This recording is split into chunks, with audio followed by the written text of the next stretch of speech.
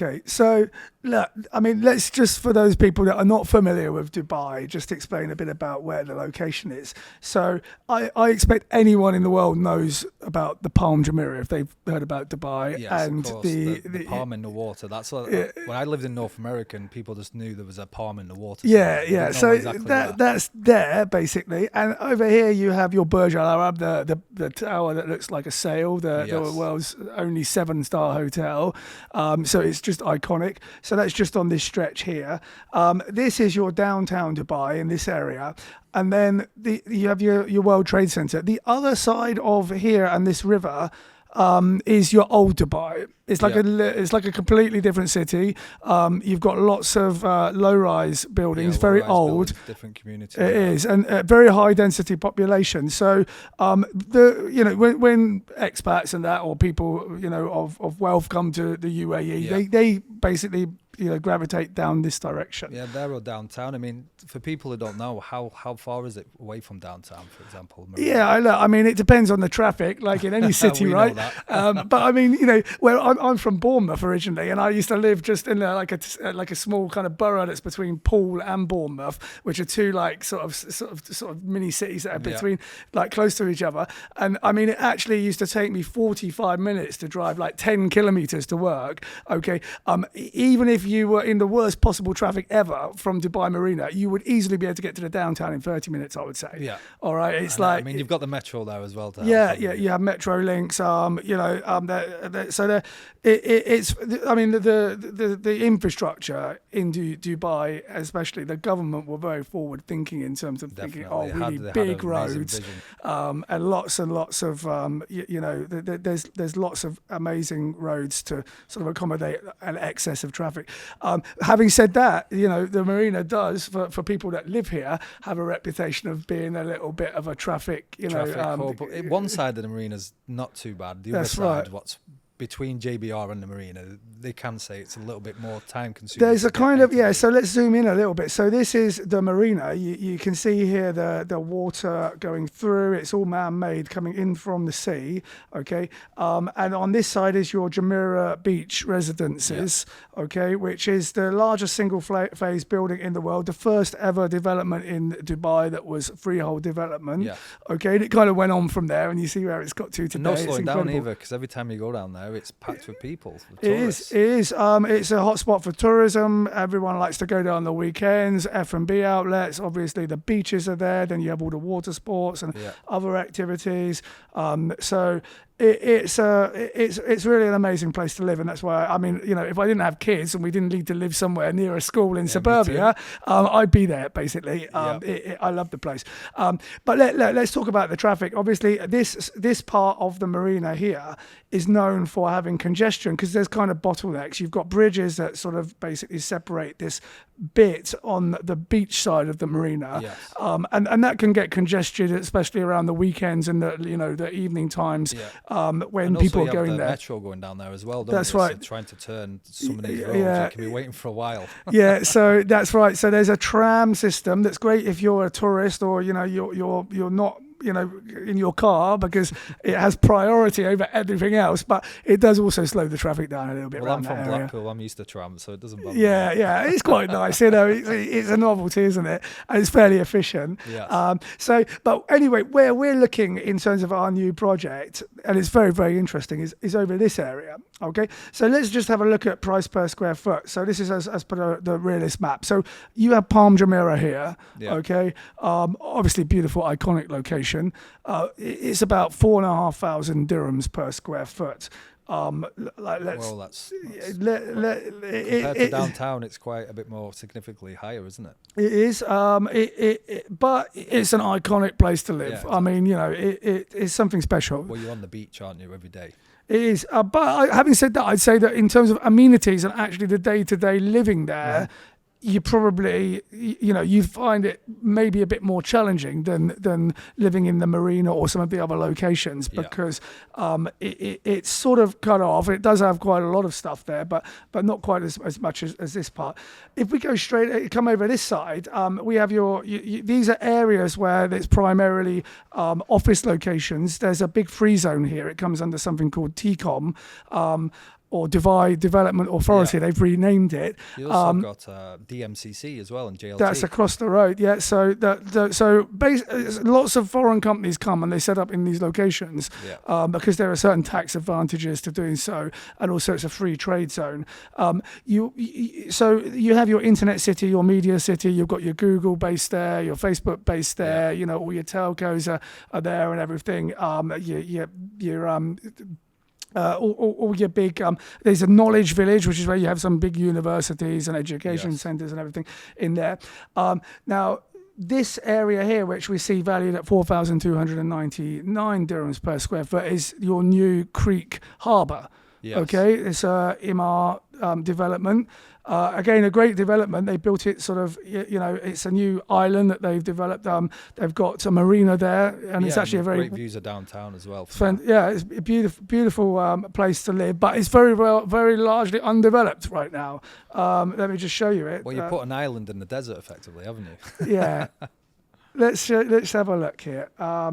So let's go back out to this area here, marina. So we've got the front part of the marina, which is the beach side. Yes. Okay, which is around 3,750 dirhams per square foot, $1,000 a square foot. Yeah, basically. and then buildings are quite old there as well, aren't they? They are, yeah. I mean, look, it's a very I say convenient place to live, but in terms of the quality of the buildings, they built them before Dubai was all shiny and glitzy. When there was no building regulations. Exactly.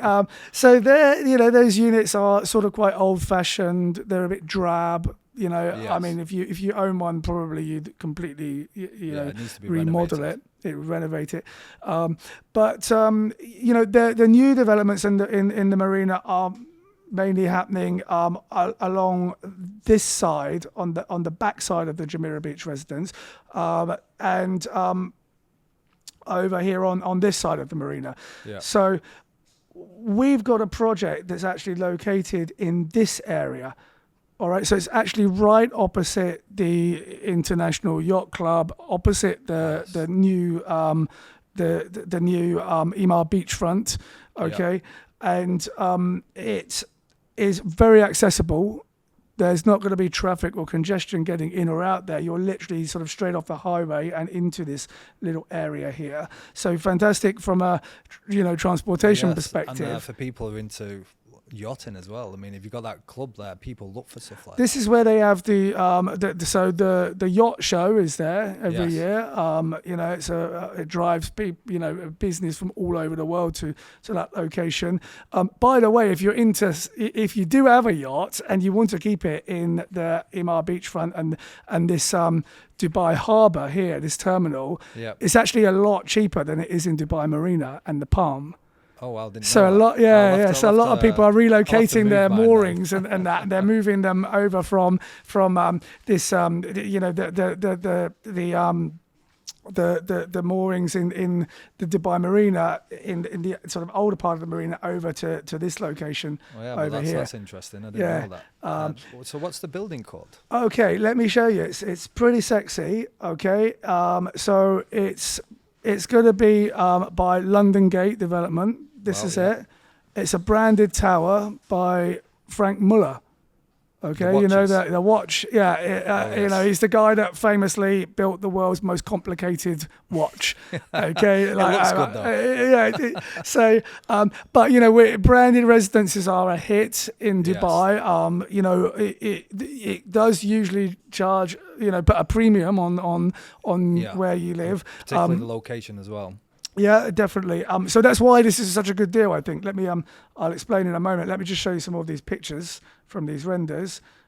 That's what it looks like there. Oh, by the way, so it's going to the one side will look over the Palm, the beach, and everything else. Nice. The other side will look over the Emirates Golf Club and Emirates Hills, which is the Beverly Hills of Dubai, basically. Hills, if you fly over the top of the building as well, you'll be able to tell the time, won't you?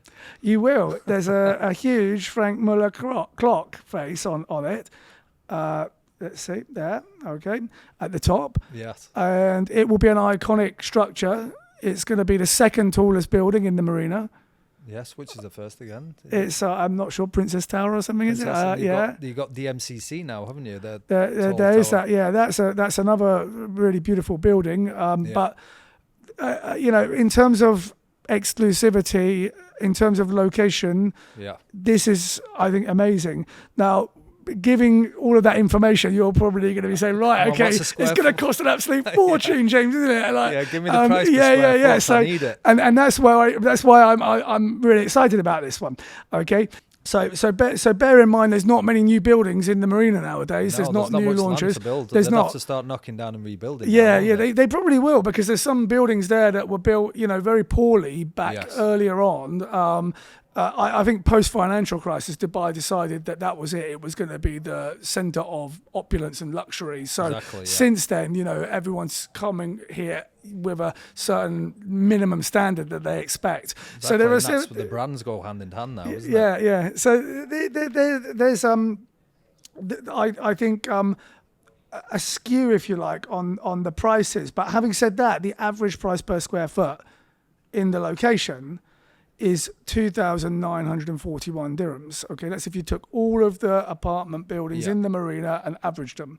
An average, like different size bedrooms and like 1, 2, 3, and 4 bedrooms. For example. It doesn't matter how many bedrooms; it's just per square foot what the average is. Okay, so that's like $8,000 per square meter. Yeah, we have got an exclusive opportunity for Realiste investors to get this place for 2,300 dirhams per square foot. Wow, 600 dirhams below. 600 dirhams below the average for the marina, but I'll compare it with some similar buildings in a minute, and then you'll see why. Because that's bear in mind the average for the marina. If you compare, you're taking into consideration all those old crappy buildings that were built, in the 2000s and that.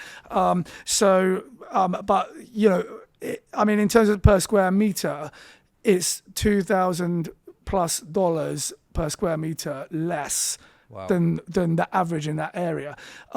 However, if we compare it with other new launches that have recently happened in the marina, we've got the new development by Shoba. I'll just show you here on our map. Well, is that Sea Haven? Sea Haven, okay. So let me just convert. I'm viewing this in per square meters. Let's put it down to per square foot. And dirhams, we're looking at here $1,000 per square foot, 3,700 dirhams. Yes. Okay. Our project is 2,300 dirhams. Wow, that's a huge saving. It's big. And then if we compare it to the other project that, let me just open it here. Okay, where's this link? So the Damak. What was the Damak project in Dubai Marina? It's Damak. There's Cavalli Casa. Damak Casa. Yeah, this is the one. Was it? Yeah, $300 million of sales in the first day of launch. Okay, that's an interesting point actually with this developer. They had a recent launch of a development called Maya in Jumeirah Village Triangle. Nothing anywhere near as sexy as this particular one. And what was the price? It sold out in 1 hour.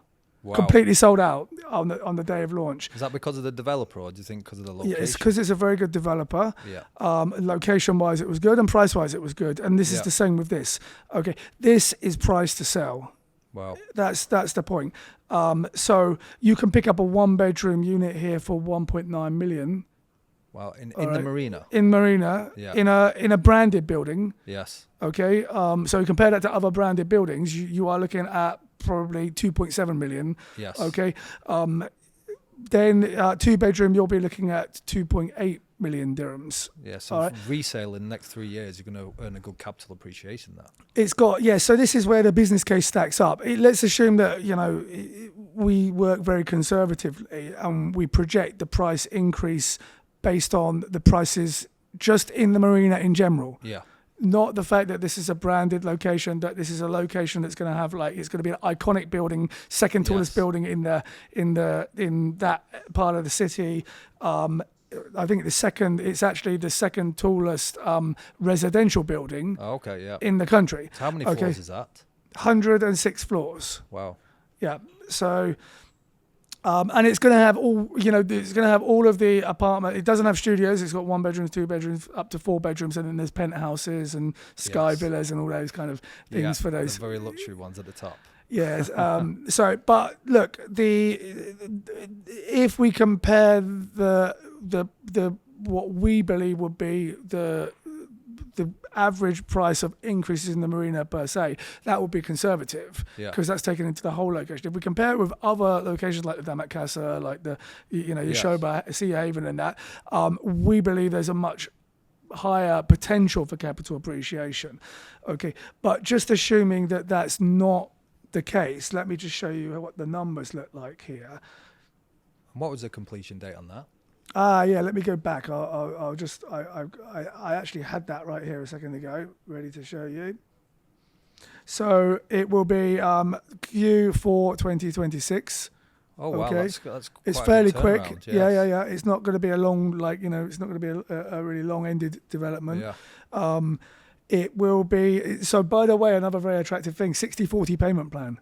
Oh wow. Okay, so it's that's a very good payment plan. Yeah, it is. And a lot of investors, if they're looking at this as a potential investment property to maybe rent in the future, they'll be able to finance the 40%. Yeah, exactly. Yeah, or they can flip the property before they hand over. Yeah, well, that's what I'll show you now the numbers based on you flipping it in 2 years, based on it just growing by what we're predicting the prices in the marina to grow by in 2 years. Okay, so very simple, sort of in, out, quick. Yes. Cash in and move on. Take it out and reinvest. Yeah, and I think fairly low risk given the sort of exclusivity of the product, project and everything. This is just a financial calculator to demonstrate it. Investors will need to put in 1.2 million. Okay, if they're going to be buying the one bed, they need to pay 50% before they can resell. Okay. 50. However, they also need to pay the 4% land department fee, which is like a tax for people if they're not familiar with that. So that's the only tax they would pay. There's no tax on there's no tax on resale, profit. Is there? So that's another very attractive thing about Dubai.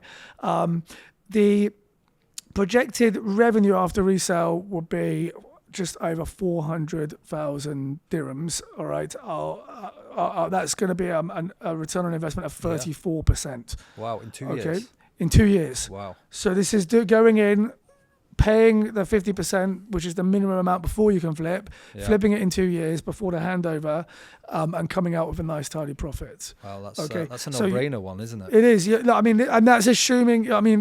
We're basing this on the forecast return of growth increase of 17.2%.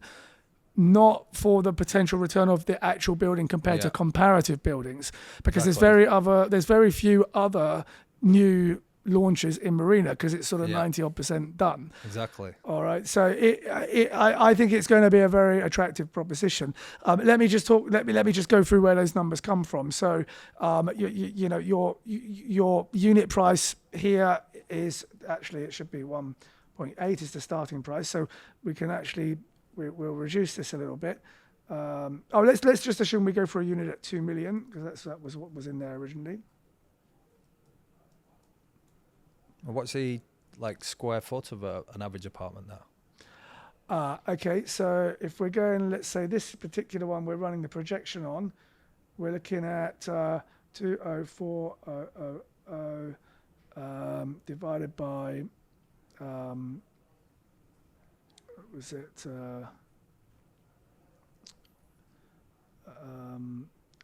2300. So that's 890 square foot. Wow. One bed. That's not bad for one bed. It's all right. Is it? It's kind of to what a lot of the new developments at the moment, around between 6 and 750 or something. Yeah, they are. Yeah, so I guess it will. But it will be it will be what will be required for a luxury property in that location. Really. Okay. It won't be too big. That would become too expensive then probably for people. But it also won't be too small that it would be cramped and not a very desirable place to live. So Here you can see all the numbers that we've basically put on here to sort of demonstrate where these numbers are coming from. In dollar terms, your unit price would be 555,000. You'd need to pay around 300,000. Yeah. After all your costs and everything else, you come out of 112,000 profit, 112,000 US dollars. I mean, that's very attractive for any investor. It is. It's a deal. Yeah. Okay. Like I say, it's priced to sell. I'm sure it will sell within the first day. You know, it ticks all the boxes for Dubai. Landmark development, yes. Amazing location, branded, below below market value. All right. I've no doubt it will sell very, very quickly.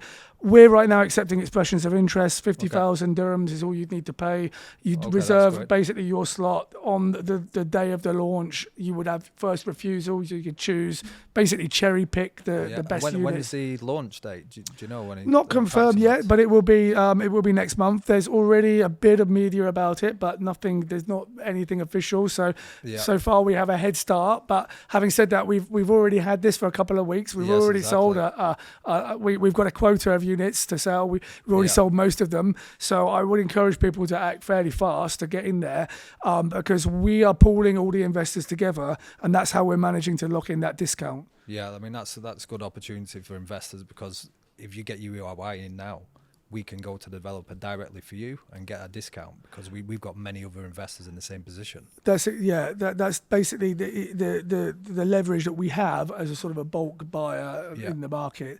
So. It is flying. Okay. We will be launching. We will be announcing the launch date, I guess, very, very soon, imminently. Yes. Okay. And you're going to hear a lot about this project when it has launched, I'm sure.